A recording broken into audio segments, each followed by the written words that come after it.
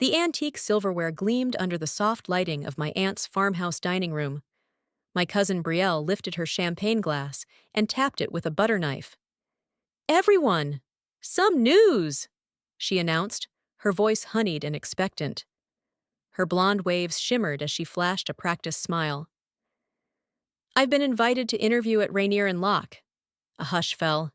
Even my uncle paused mid-carve with the turkey. Rainier Locke?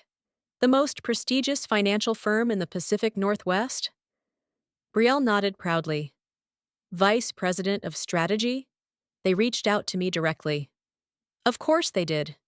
Brielle had always been the golden one. Honors student, Ivy League, every promotion handed to her with a bow. Her triumphs filled the room like perfume, intoxicating and suffocating at once. I stayed quiet, cutting my roast chicken with mechanical precision. At 41, I'd learned how to disappear when needed, but in this family, silence only drew attention. "Aren't you thrilled, June?" My aunt beamed. "Now that's a real position, not like—" She glanced at me. "What is it you do again, dear?" I looked up. "I run a private equity firm." "Oh," Brielle giggled. "You mean your little online thing?" My uncle chimed in. "You're not getting any younger, June. Time to think long-term." I clenched my jaw.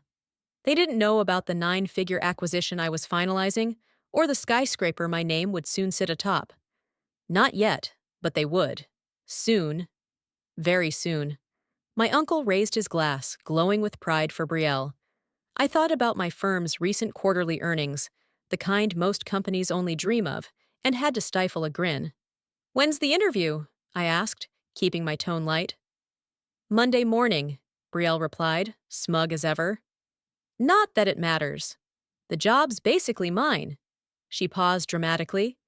"The CEO requested to interview me personally." I almost laughed. I knew the email that had triggered it. Her resume had landed on my desk 2 weeks ago, forwarded from HR, with a note that read, "Another legacy candidate with too much confidence. Final decision is yours, Ms. Carlyle." "Well," I said, rising from my chair. "Good luck, Brielle. I've got an early meeting." Brielle snorted.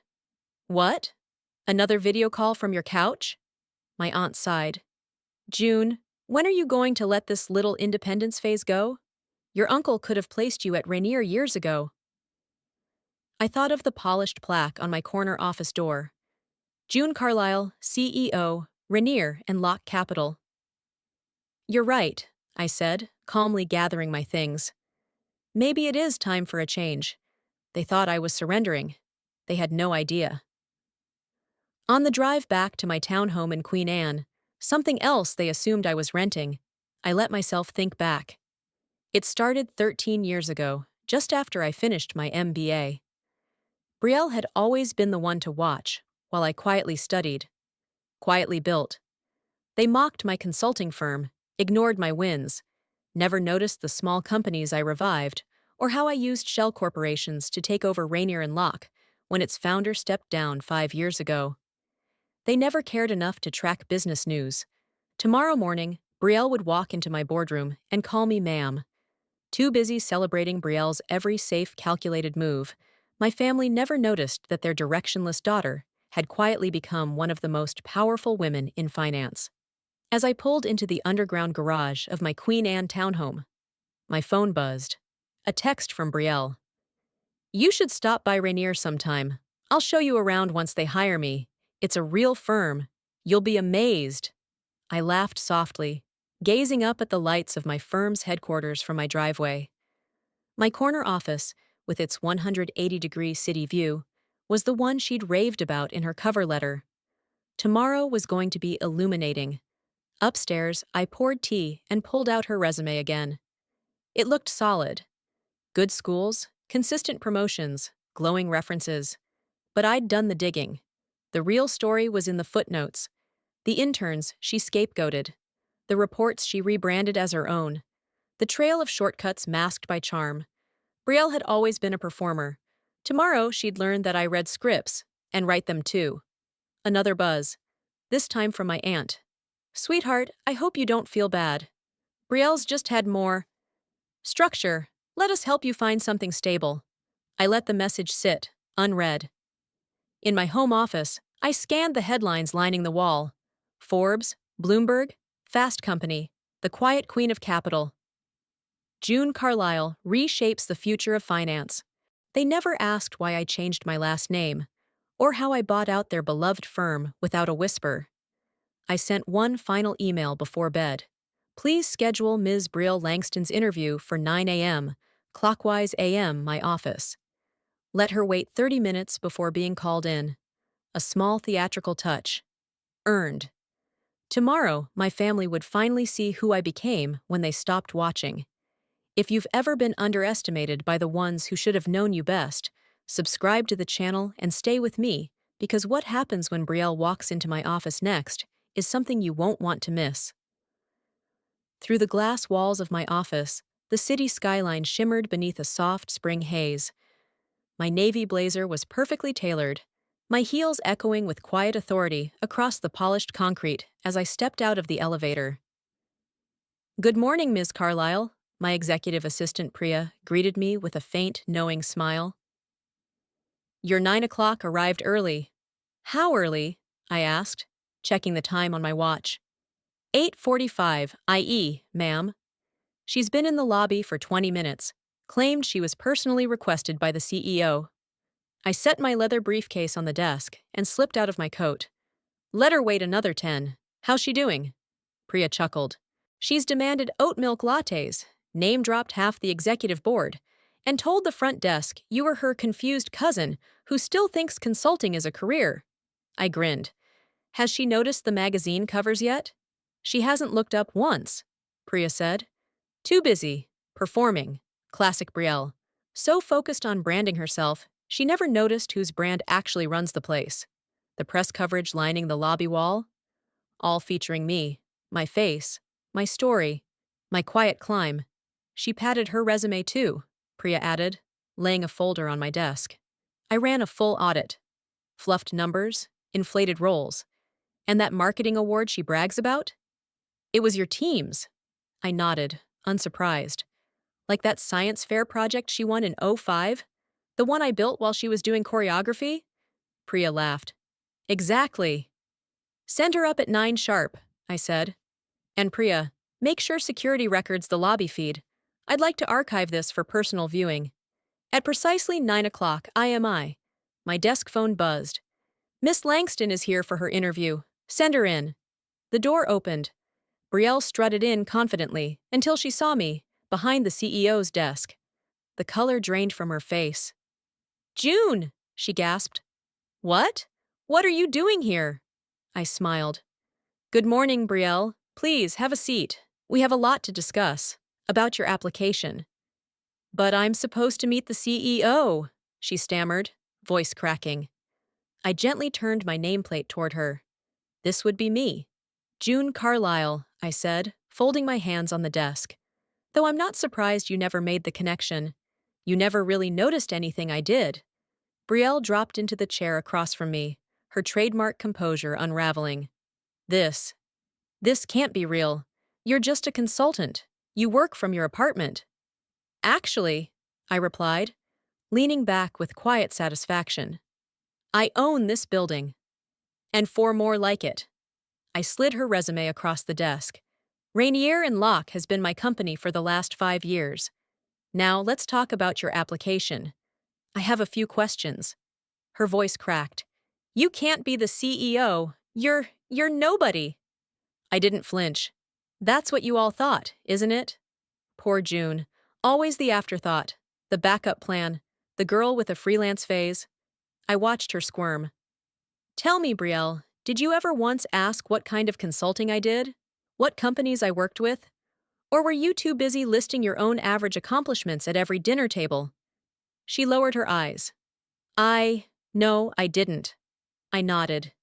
"None of you did. You were all too busy dismissing me to recognize what I was building." I opened her file. "Now, about this claim. Doubling your department's revenue single-handedly?" "That's accurate," she said too quickly, but her eyes betrayed her. "Interesting," I replied, pulling out a printed report. "Because your company's annual growth last year was 30%, And the credit, according to your peers, goes to a junior team you initially vetoed. Her face went crimson. You've been investigating me? I investigate all senior executive candidates. We hold high standards here. My phone buzzed. Priya's voice came over the speaker. Ms. Carlyle, your aunt and uncle are in the lobby. They're demanding to see you. Of course they were. Send them up, I said with a calm smile. Looks like we're due for a proper family meeting. Brielle shifted in her seat. June, look, about last night. About everything I said, Brielle began, her voice thin. Save it. I cut her off, calm but sharp.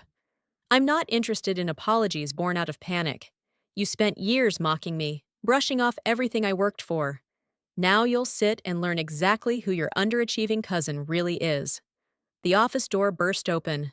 My aunt and uncle stormed in, expressions twisted in a cocktail of confusion and offense. June! My aunt gasped. What is going on here? What are you doing in the CEO's office? Good morning, I said coolly, not rising. I was just reviewing Brielle's application. You're welcome to join. We were discussing qualifications, specifically honesty and results. My uncle's voice sharpened. Enough of this ridiculous charade. You're humiliating your cousin. I stood slowly, letting the weight of my presence quiet the room. No, Uncle David. For once, you'll listen. I pressed a button on my desk. The frosted glass behind me flickered into a panoramic display. Charts, headlines, acquisition records. Financial growth under my leadership. Welcome to Rainier Locke, I said. The firm you brag about at dinner parties. The one Brielle applied to, desperate to climb inside. The company reshaped by the woman you all dismissed. They stared, stunned, at the numbers. The headlines. Fortune, Bloomberg, Forbes. My name on everyone. This can't be, my aunt whispered, sinking slowly into the leather armchair. This is all yours? Every line, I said, walking around the desk. The consulting firm you mocked? Just the foundation. While Brielle was bragging about quarterly reports she barely wrote, I was transforming failing companies. My uncle finally spoke. Why didn't you tell us? I smiled, but it didn't reach my eyes. I did. You just never listened. Brielle's voice cracked.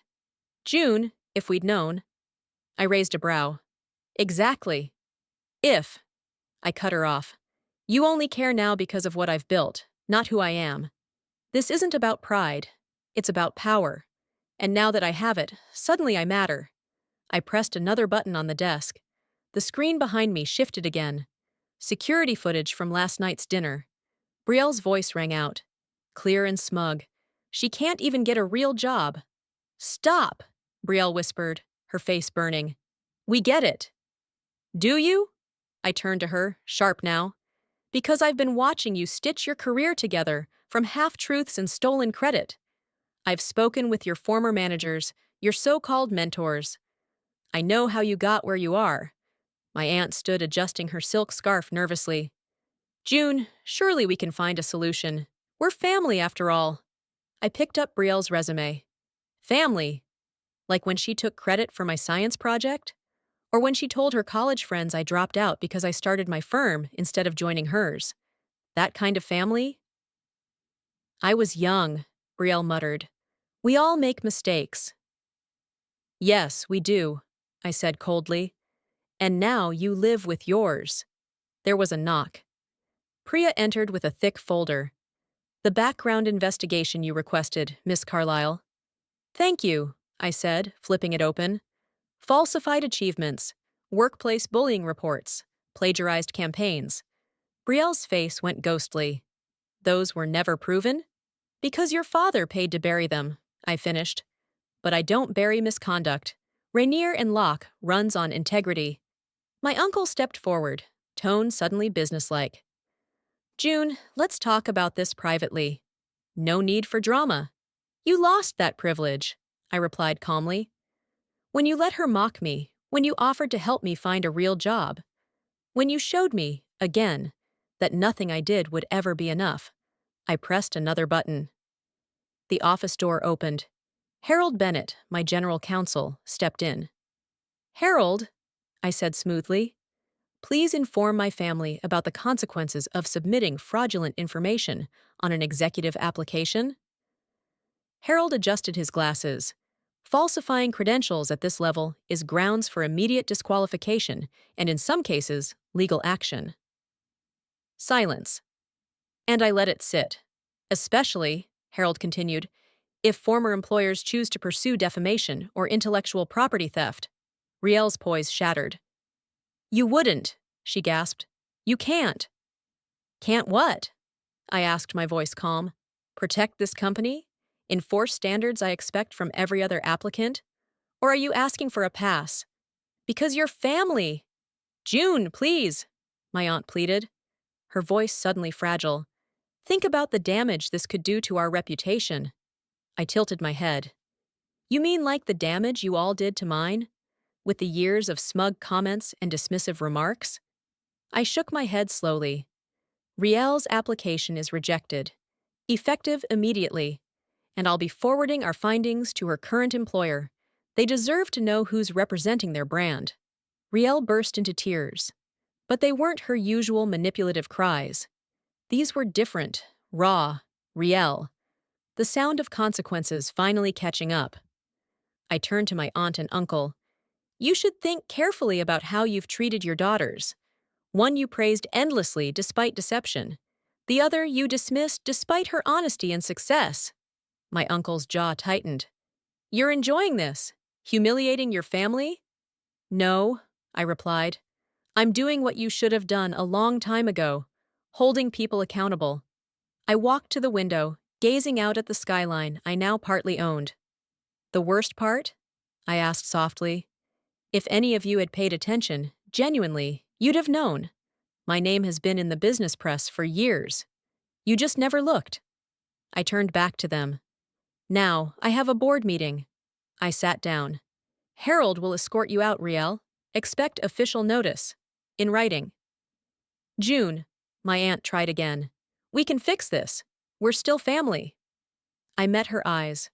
We're related, but family requires respect, and I've had none. As the door closed behind them, Priya entered with coffee. You okay? She asked gently. Opened my drawer and glanced at the old family photo tucked inside, and for the first time, I didn't feel small. Not of my aunt, uncle, or Brielle, but of my grandfather, the only one who ever believed in me without needing proof. You know what, Priya? I said, exhaling deeply. Yeah, I really am okay. Over the next few months, everything shifted. Brielle's employer launched a quiet but thorough investigation into her past work.